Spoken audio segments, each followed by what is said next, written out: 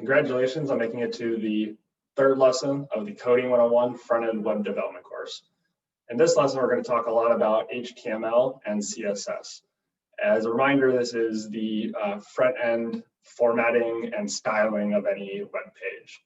So this will be a really helpful lesson to teach you how to make your pages look good, and will be the backbone of a lot of different front-end web development style sheets or frameworks for making your website look good. So in this lesson, the 7 big things that we're going to go overview is first just a basic intro again to HTML and CSS. Then we're going to talk about tags and structuring. And again, HTML is kind of like the bones of your body. It gives everything the structure. Then we're going to talk about CSS and some of the properties there. And CSS is like the skin of your body, and it'll give it the web page, the formatting. And then we're going to talk about some different types of layouts to help make your website a little easier to structure and to design. So now we're going to talk about the box model, the flexbox model, the flexbox layout, sorry, and as well as some different types of layouts with that. And then finally, we're going to talk about how to build websites for mobile phones and tablets and other things like that first. Since there is so much widespread usage of the mobile devices for accessing web pages, we're going to teach you a little bit more about what this concept of designing first for mobile looks like, and then website second. We have a lot of fun projects to go over in this class. A lot of this is just going to give you some basic idea of how to structure and format different types of websites, and how to get a little bit more familiar with the HTML and the CSS.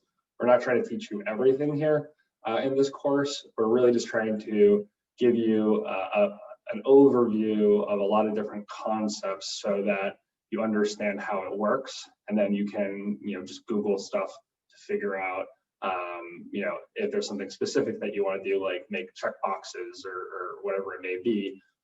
There's plenty of resources available online that can answer any question that you have about how to make something specific. But what we're going to do in this class and with these projects is just give you some basic building blocks so that you have some understanding of how to build things, as well as how to Google what it is that you want, so that you can build something new that we might not have taught you in a pretty fast and reasonable way.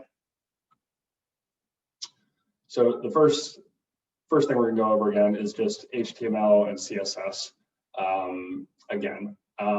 So as a reminder, HTML is again the structure of the web page. So it gives everything the sort of the backbone or the bones of the web page, and tells the browser where things are and what things are. So this is just helpful for creating the foundation of any web page. Then CSS is used to format and style the web page. So this is going to take HTML, and maybe it'll be a paragraph or a header, and it'll say we're going to make that paragraph blue or red or whatever it may be. Tags are what HTML documents use to tie to HTML, to CSS.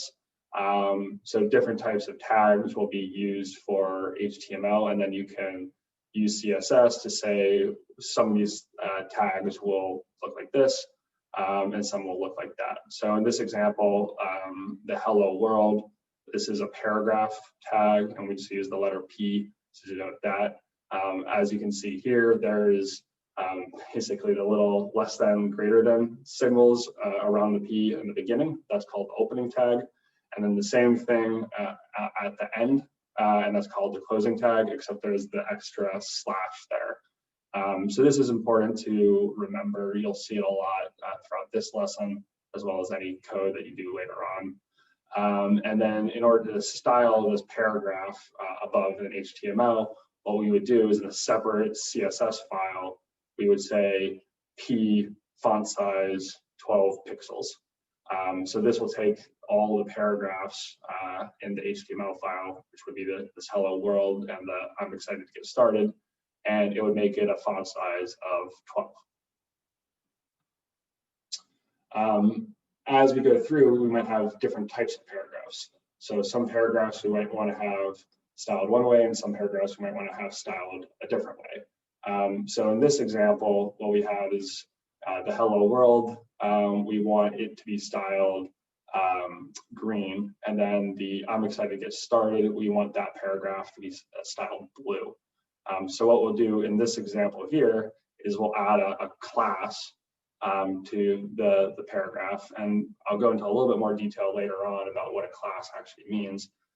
But for now, what you need to know is that the class will allow you to use CSS to format different types of paragraphs in different ways.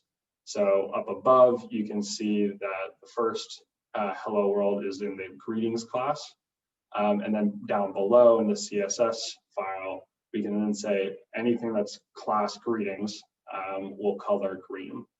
And you can look here on the slide as to what that syntax actually looks like. It's very important to get the syntax correct. You don't necessarily have to memorize it, but it is important to look at it and make sure that it's correct, because if there's anything off at all, like if you forget the period before greetings in the CSS file, then it won't work. So this can be super frustrating. So attention to detail in coding, especially when you're just getting started, is incredibly important. So make sure that you really pay attention to where everything is actually going. And then finally, for the first project, we're just going to do another hello world exercise. This one's going to be a little different than our previous hello world exercises. In this one, we're going to make the hello world paragraph or a header, whatever you want, but we're going to make it green. And then we're going to say, I'm excited to get started, and we're going to make that blue. So kind of similar to what we just did in the last exercise. So you can kind of cheat and just go back to that. But try to do this on your own and create your own files, and then we'll show you the answer in the next slide.